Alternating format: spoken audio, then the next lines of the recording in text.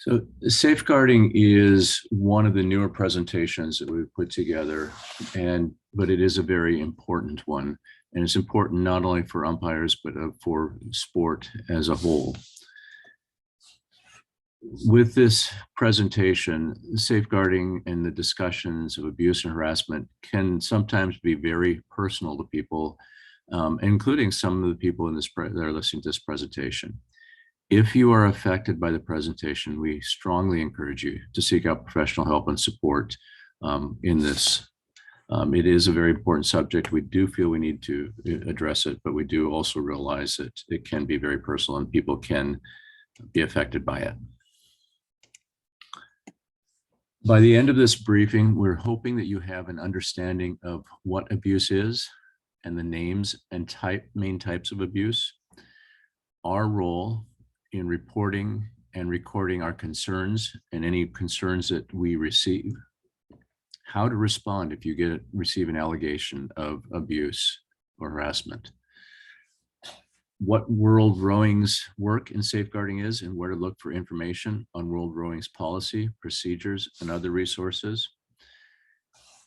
While this presentation we refer to athlete and child, please note that World Rowing's policies on safeguarding cover all participants in rowing, everyone from the umpires and volunteers through to the athletes and coaches. Everyone is covered by World Rowing's safeguarding policies. Why do we worry about safeguarding? Well, millions of people every day participate in sport across the globe. Anyone can experience violence and abuse in a range of contexts, including sport. Some of the risks are unique to sport, and some children and adults are particularly vulnerable when it comes to abuse. Sport will only achieve its full potential if it is delivered in a safe and supportive environment. It seems like there is another scandal in the news every day, almost every week, involving some kind of abuse with sexual harassment or others, including rowing. We are certainly not immune to this, but it has truly a global issue and a global problem. So it does affect every corner of the globe and every level of competition.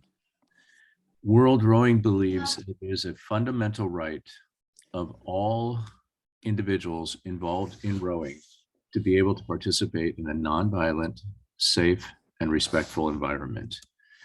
We acknowledge that we have a duty in this regard and are committed to creating a supporting environment and a culture free from harassment and abuse. The welfare of all individuals involved in World Rowing is paramount, is the top, and the behavior and actions that constitute harassment and abuse will not be tolerated. All forms of harassment and abuse constitute a violation of the World Rowing Code of Ethics and the International Olympic Committee Code of Ethics. Athletes of all ages and types are vulnerable to harassment and abuse. Any athlete can be abused and harassed, but especially those elite athletes, children, and more particularly girls, para-athletes, athletes with lesbian, gay, bisexual, transgendered identity, LGBTQ, indigenous athletes, economically, geographically, linguistically, ethically, or marginalized athletes also. These categories can be especially susceptible to and vulnerable to harassment and abuse. And please note that there are many overlapping categories in this. So there may be more, an athlete may fit into more than one category. Looking internationally, there are some studies that have shown that 65 to 85% of all athletes experience psychological abusive coaching practices at some point in their career. For LGBT athletes,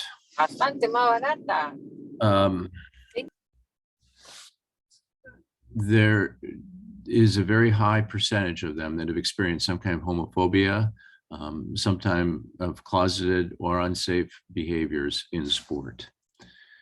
Disabled, almost 4 times more likely to be victimized is athletes than non-disabled children. 2.2 to 8% of children in sport are victims of sexual abuse. And 22.8% of high performance athletes report having had sexual intercourse with persons in a position of authority over them in sport. A couple of studies in specific. There's one that was done in Germany of almost 1,800 athletes. And you can see that almost 48% of female athletes report some kind of sexual transgressive behavior, violence with or without physical contact, much higher than men. With some kind of immigration background, it's higher still. With non-heterosexual orientation, you can see it's higher than others. And then the Paralympic, non-Paralympic. But still, it shows that there is a high level of abuse among elite athletes.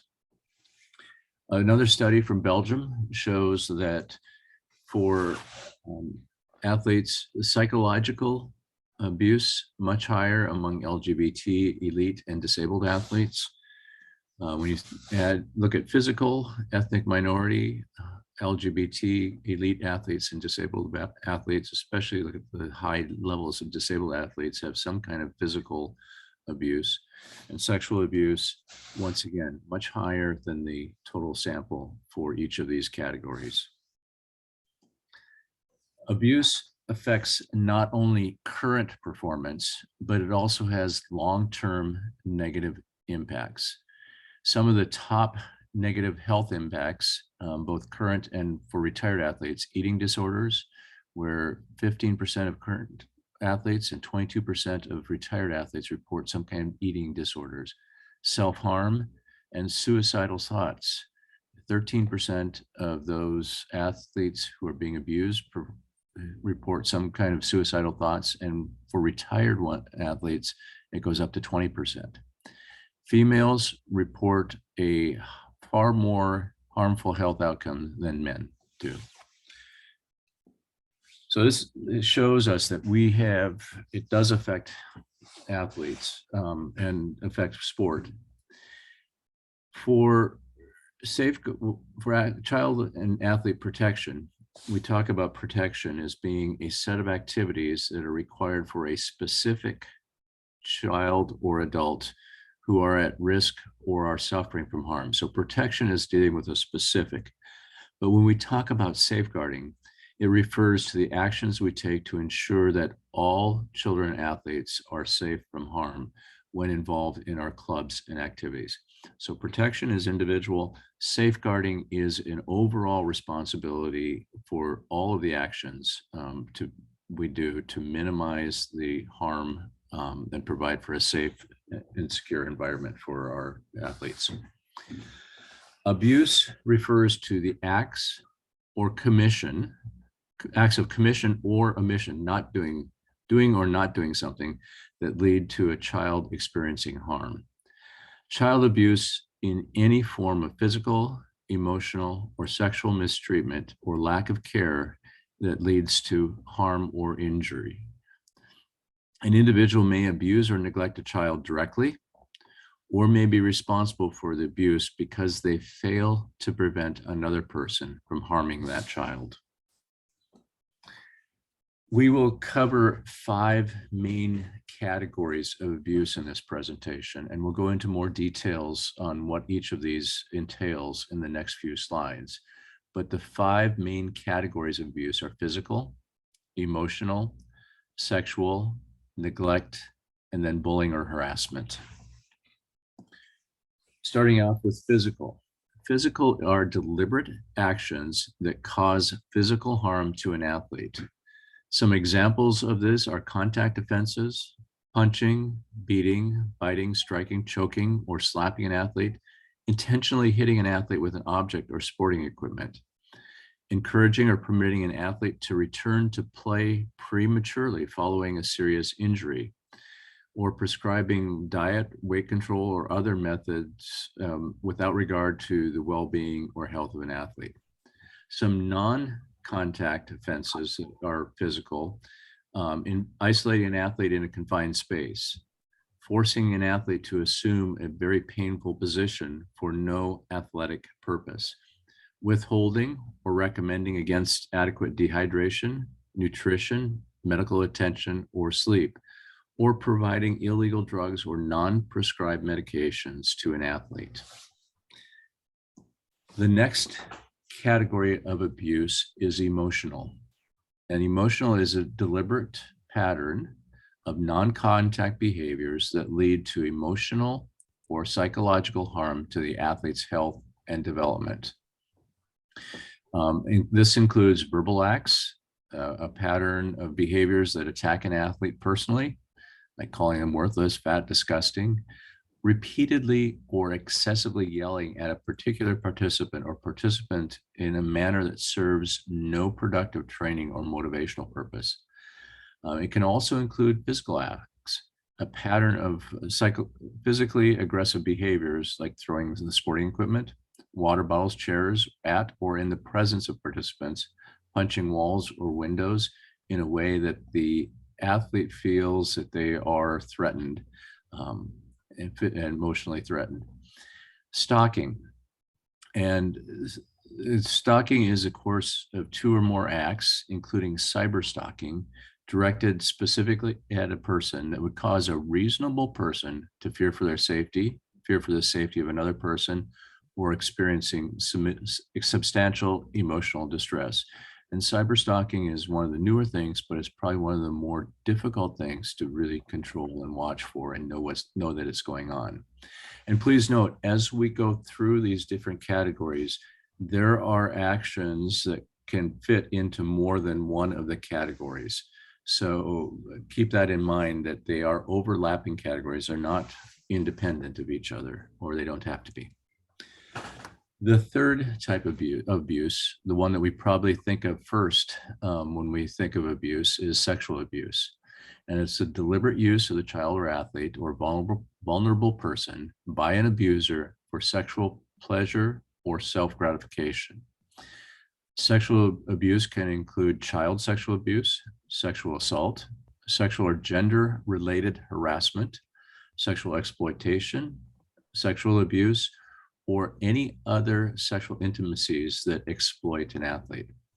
Some of the examples, sexually abusive acts that may include sexual acts, sexual touching, non-contact acts such as verbal, sexually suggestive electronic or written communications or exposure or voyeurism with the athlete or to the athlete. Any touching or non-touching sexual interaction that is non-consensual or forced, coerced or manipulated, or perpetrated in an aggressive, harassing, exploitive, or threatening manner is a form of sexual abuse. Any sexual interaction between an athlete and an individual with evaluative, direct or indirect authority over that athlete, which it will involve an imbalance of power. And an imbalance of power is a form, it leads to a sexual abuse. Please note that an imbalance of power is always assumed between a coach and an athlete, and then any acts of sexual exploitation. The fourth type of abuse category is neglect. Neglect is the failure to meet the basic needs of the child or athlete that may lead to the impairment of the athlete or child's health, performance, and development. Some of the things that are neglect are ignoring an athlete for extended periods of time, routinely or arbitrarily excluding a participant from practice, withholding, recommending against or denying hydration, nutrition, medical attention, or sleep. The fifth type of abuse that we list here is bullying and harassment. And it's a repeated aggression, domination, using intimidation, threats, coercion, and or force to create feelings of fear and helplessness in the athlete or child. It can take place not only one, like a coach to an athlete, but it can also take place within the peer groups, within the team itself, in a team environment. And this is, even within the team itself, it can be a form of abuse.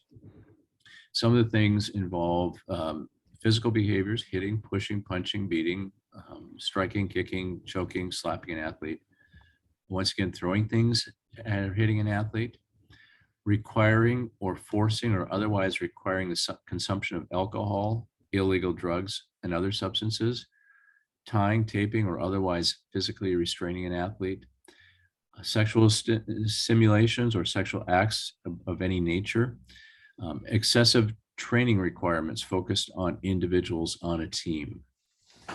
Some of the verbal and emotional behaviors: teasing, ridiculing, intimidating, spreading rumors or making false statements, cyberbullying. Once again, we come to cyberbullying: using electronic communications, social media, or other technology to harass, frighten, intimidate, or humiliate.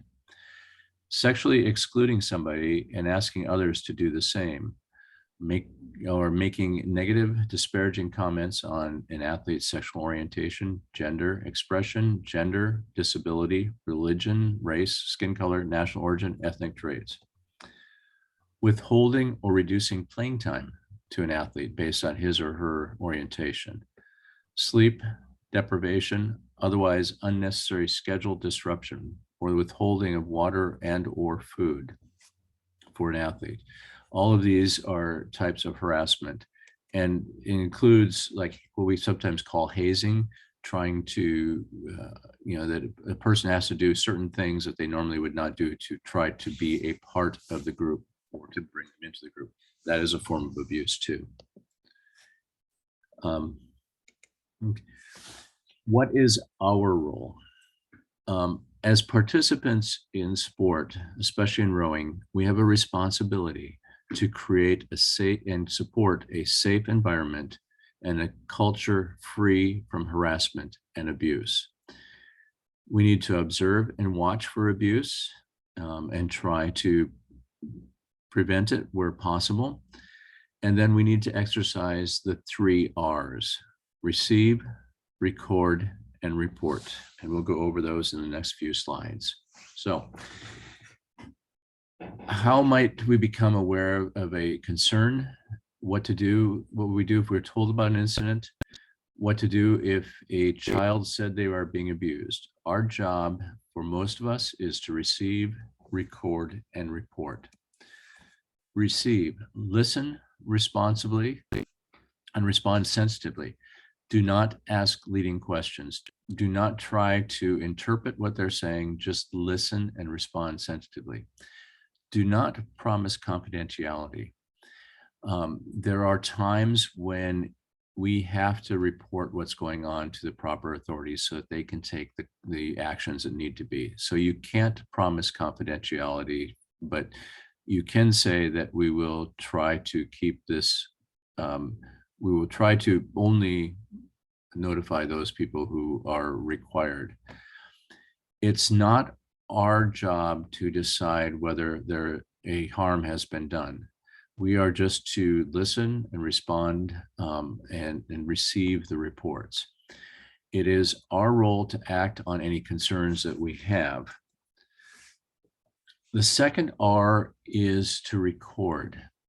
Make a written note of the concerns that have been brought to us that we have or have been brought to us. Stick to the facts. Don't try to interpret what's going on. Just stick to the facts as they've been reported to us or as we have observed. Do it as soon as possible while it is still fresh in your mind. And then keep a copy of what you've recorded in a very secure location or place. Report. We should know who the relevant person in our organization is to send a report to. Be aware that national organizations that can help. Countries have different national organizations. Like in the US, we have the US Center for Safe Sport. Share on a needs to know basis only.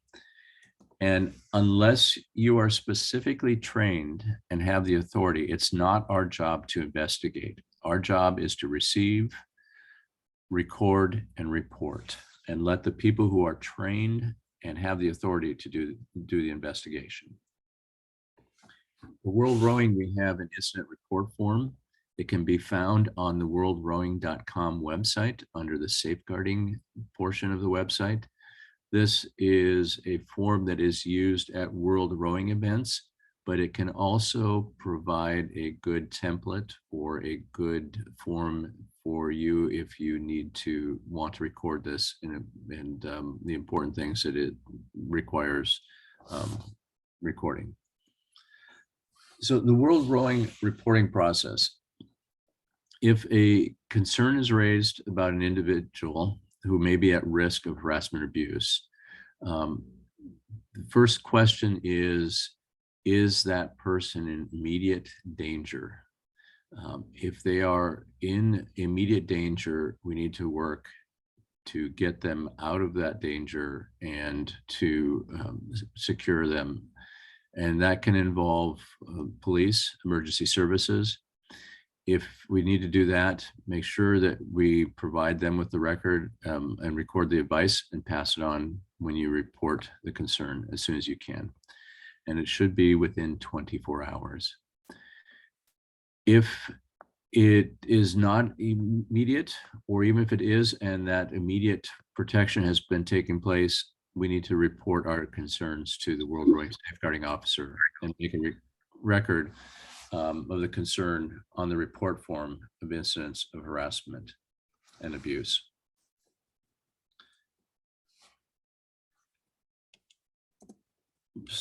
So once again, our role is to receive, record, and report.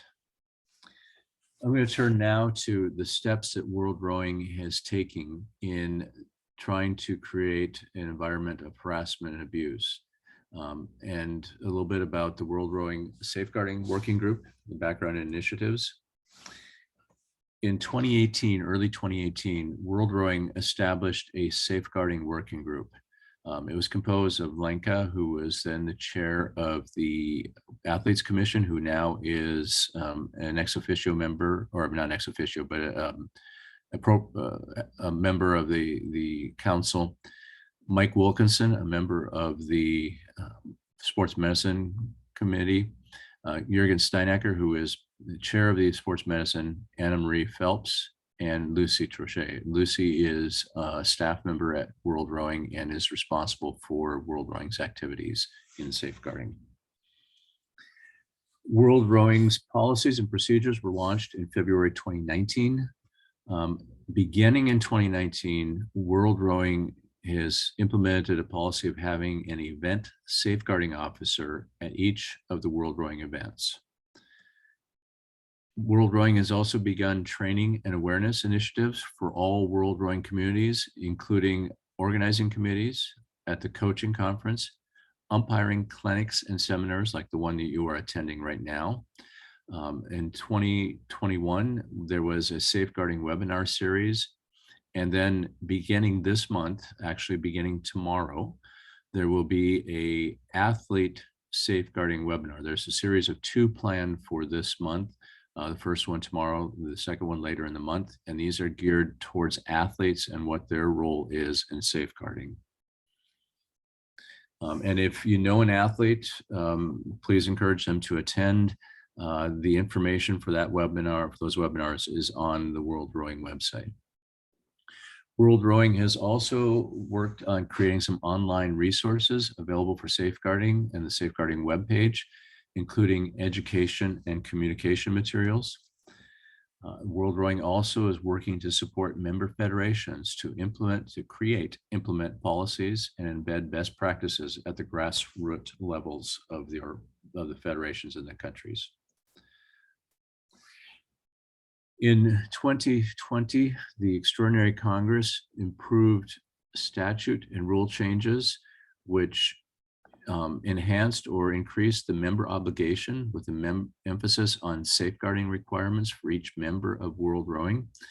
The World Rowing Commitment Form also now includes an emphasis on the importance of safeguarding. And the commitment form, all athletes and participants are required to sign. It will be rolled out, I understand, for umpires in the next year or two, that we will have to sign that too. A code of ethics was introduced. In the code of ethics, it was introduced that there should be a mutual recognition of sanctions. What this means is that if a person is found to be an abuser by one federation, other federations should respect that determination and not involve that person in their sport.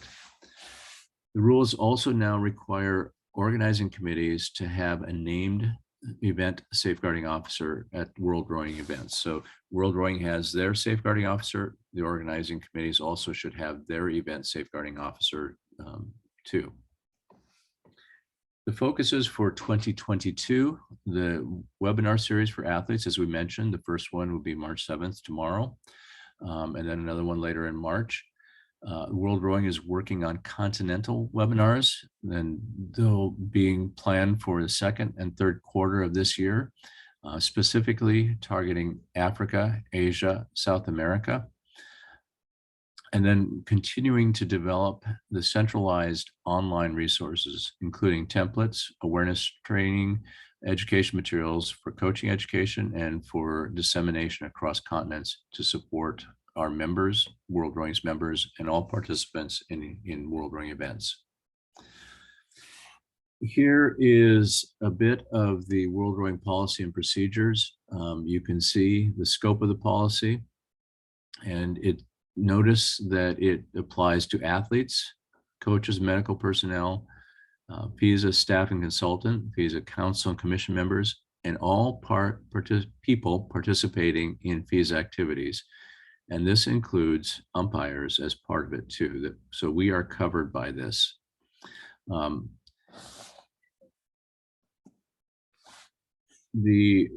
Continuing with the procedure, there's a responsibility for the member federations in defining and implementing their own policies within their own national legal framework.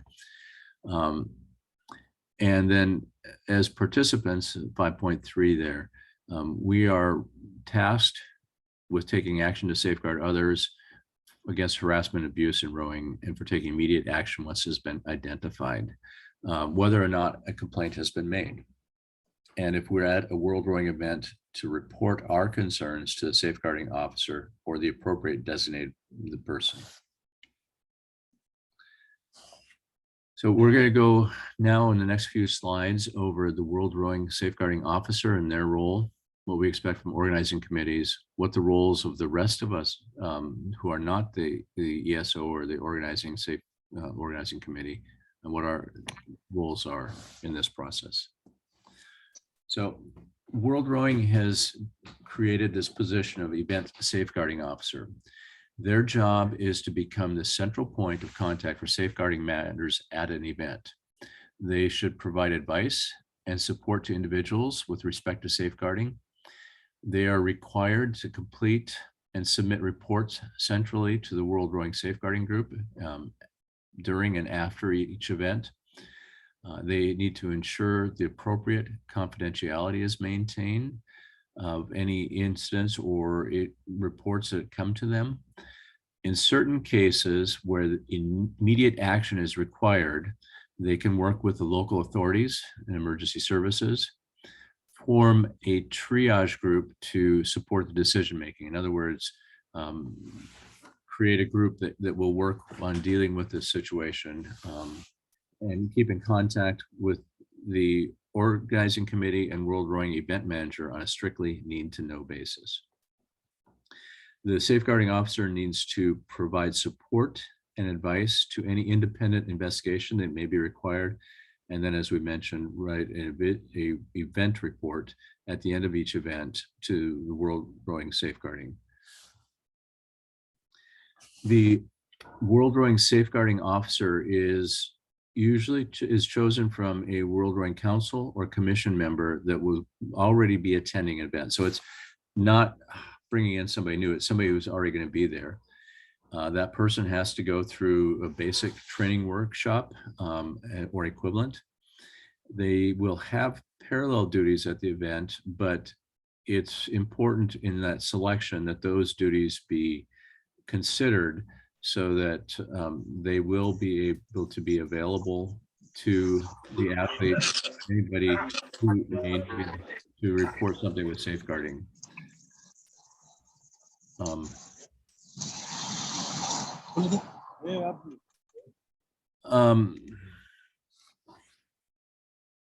The safeguarding officer needs to be on site for the duration or the majority of the event. And the safeguarding officers are approved by the executive committee of World Rowing. Prior to attending the event, they need to go through specific training sessions. And then they need to work with the organizing committee safeguarding before the event and during the event, before the event for the preparations of the event. The organizing committee needs to now incorporate safeguarding plans for World Rowing events. Before the event, they need to appoint an appropriate person within the organizing committee who is responsible for safeguarding matters. Consider safeguarding throughout the event process. Some of these things can be the planning of locker room, shower rooms, how we will handle that with the different athletes and how we will protect their safety there. All of these things need to be considered in the event planning process. And the organizing committee also needs to be in contact with the World Rowing Events safeguarding officer. During the event, the organizing committee safeguarding officer needs to work together with the World Rowing safeguarding officer and provide the translational and local language support as necessary. Be attentive and ready to address safeguarding concerns and incidents as they may arise during the event. And then afterwards, once again, reporting any feedback to World Rowing. For World Rowing events, the event manager also has a role in safeguarding. They have to coordinate with the World Rowing safeguarding officer and World Rowing office on safeguarding matters. Make sure that there are report forms, posters, other awareness materials at the event. During the team managers meeting, the safeguarding officer is included in the introductions to the team managers and also included in the contacts so that it is emphasized that it is important to all the team managers. And also as part of the jury presentation, we introduce the safeguarding officer and also try to cover some of the safeguarding issues. For staff and volunteers, and this includes jury members and organizing committee volunteers, we have a role too, and that is being attentive to safeguarding concerns and to know who the World Rowing safeguarding officer is for an event and how to contact them so that we can properly refer to anybody who comes to us to that safeguarding officer. At most World Rowing events, I know that many of us have not been to World Rowing events in the last few years, but there are these posters that are put up. This poster or similar, and normally the poster would have the space in the bottom part that would list and possibly include the picture of the safeguarding officer and how they can be contacted. And these little wallet-sized cards, credit card-sized cards that have been handed out with the procedures and information on them to athletes so that everybody knows that this is the process. So what can we as individuals do to help create a safe sport environment? First, we need to understand the context of athletes are living inside and outside of sport. We need to understand the codes of conduct and behavior, education and training, athletes, parents, coaches, and staff. I know in the United States, for example, we have training that all athletes, adult athletes, all parents, coaches, and staff are supposed to go through on safe sport or safeguarding. Safe recruitment of people in positions of authority. So if we're going to hire a coach, it is a good idea to do a background check and see if that person has any past abuse records. And if so, then really consider that that may not be the right person for that position. Assess the risk. Try to assess where the potentials are for safeguarding issues that may affect the athletes. A couple of examples, like if there is an individual meeting between a coach and an athlete, it should be in a place that's public. It shouldn't be in a private place where nobody can see. If a coach is transporting an athlete, it should be more than one person with that, so it's not a one-on-one transportation. These are the type of things that you do an assessment of the risk and try to determine how to minimize those risks and create as safe an environment as possible.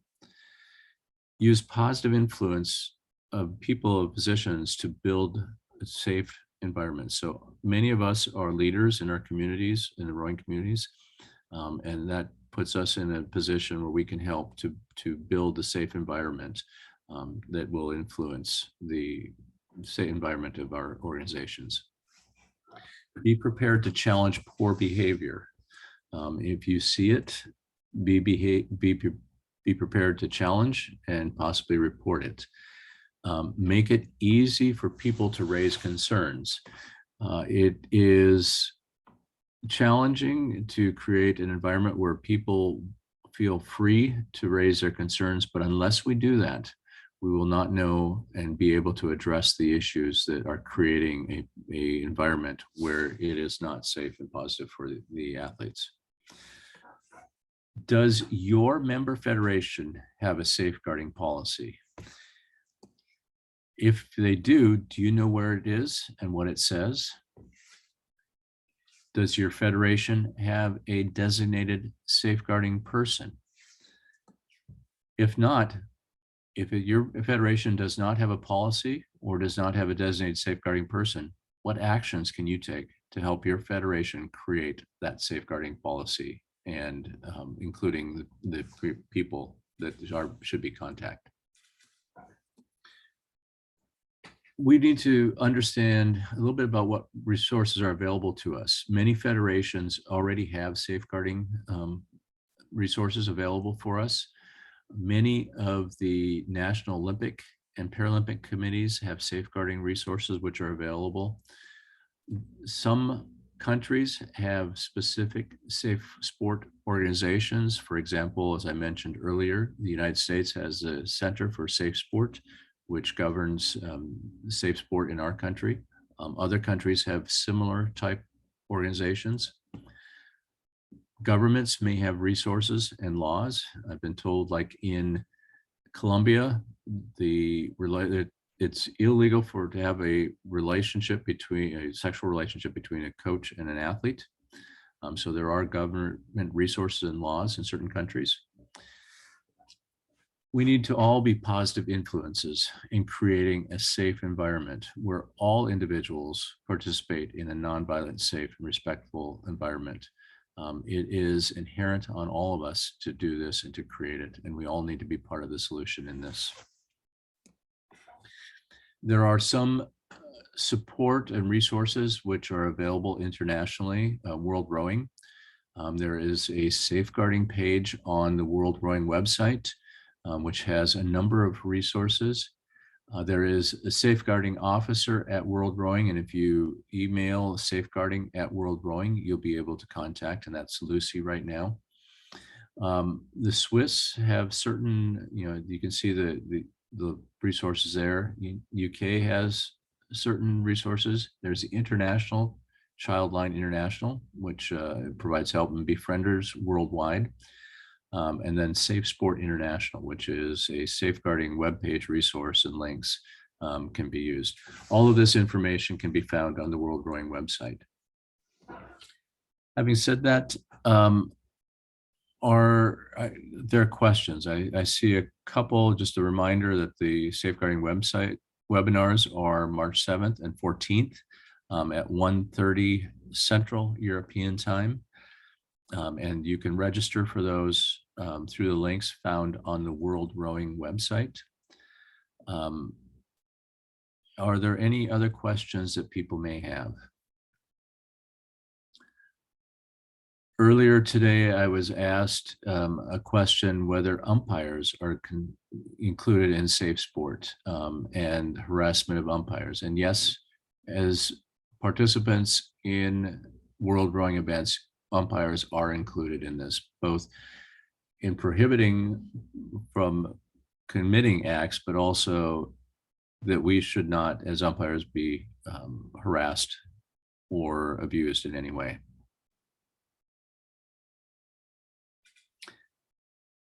Any other questions?